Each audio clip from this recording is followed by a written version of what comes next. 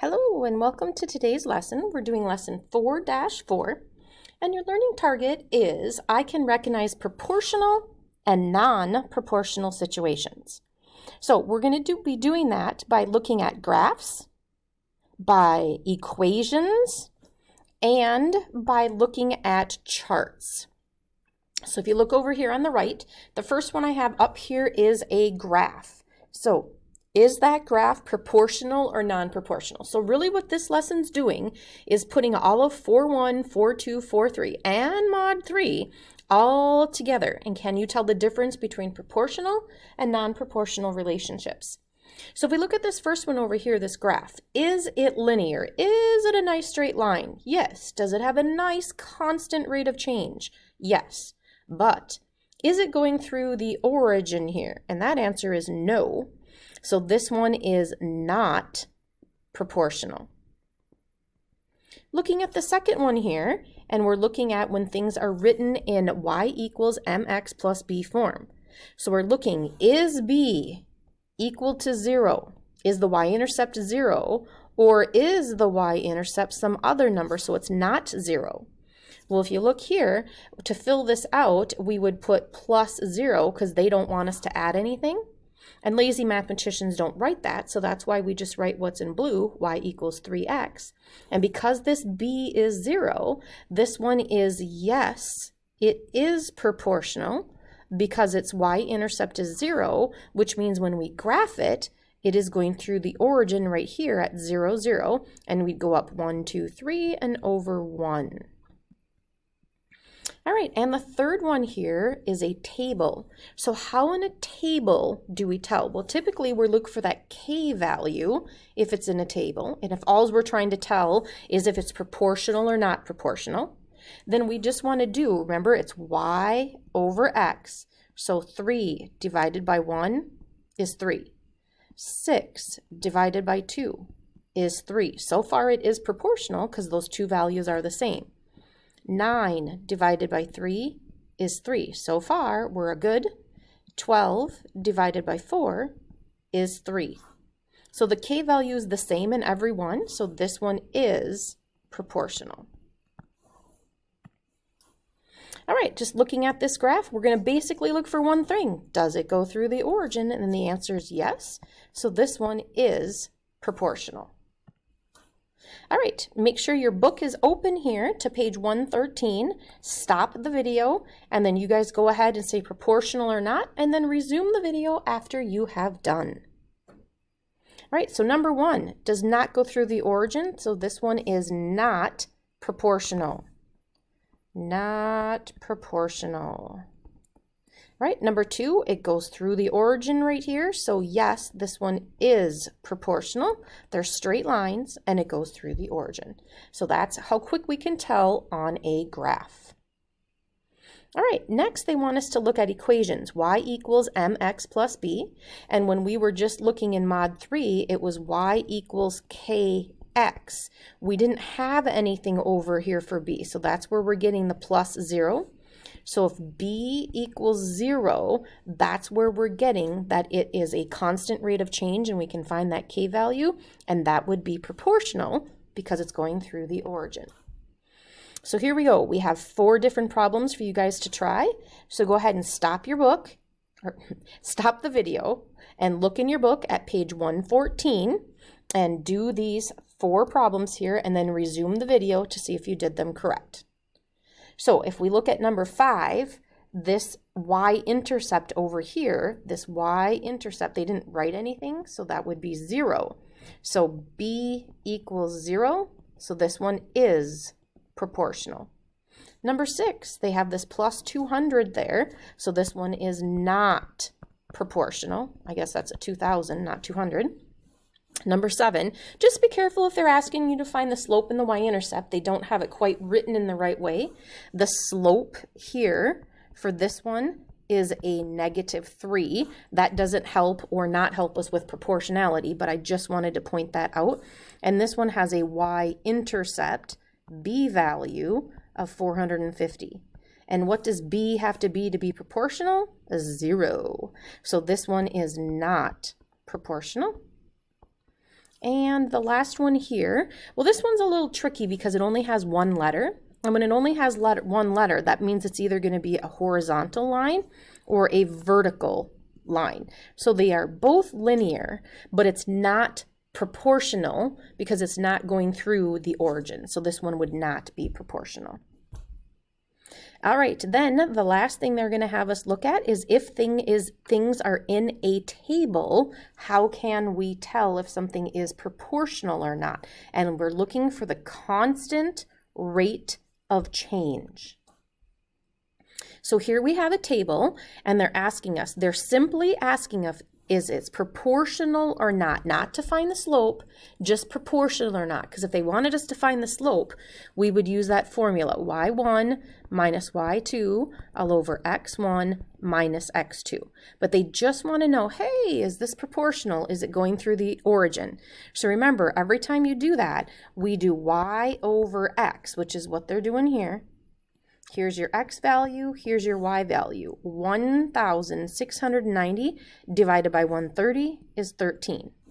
Then they go in and they do the second one. So they do 3,315 and divide by 255, and that comes out to be 13, and so does the last one. So the constant k value for this one is all the same. So this one is proportional. They're telling us, hey, yes, this does go through the origin. There's no initial value, or the initial value is 0. All right, in your book, look at page 115, and they have 2 different charts here for you guys to try. So stop the video and go ahead and give these 2 problems a try, and then resume and see how well you did. All right, remember we're checking the k value, which is y over x. 30 divided by 2 is 15. 90 divided by 8 is, let's see, I think that comes out to be a decimal value here, 11.25 or something like that. So here we go. These 2 k values are different, so this is not proportional because those constants are not the same. All right, number 10. Remember, it's always y over x. So 1 divided by 5. And if you want to grab your calculator and get that decimal value, because if these are going to be fractions, it's sometimes easier just to compare that decimal value. So the second one is 8 divided by 40. And that comes out to be 0.2. And then 13 divided by 65. And that one comes out to be 0.2. So this one is proportional. All of those constants came out to be the same thing. All right. Let's see what's next here. So comparing situations. So we have Arena A and Arena B, and we're talking about renting this for something. So a laser tag league has a choice of 2 different arenas for the tournament. So how long is the tournament and where are we going to go? Well, Arena A has no initial value. So that means that they don't just charge you money just for coming to use the facility. What they do, their slope, so there's no initial value, which means no y-intercept.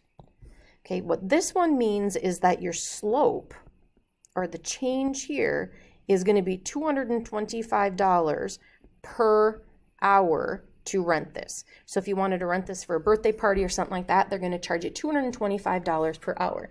Now, if you have a league with different teams coming in, let's just say you have 5 different teams coming in, then they're going to charge you for 5 hours. They're going to charge 225 times 5. So what is 225 times 5 is going to be $1,125. Okay, Arena B, they do have an initial value. Their initial value is $50.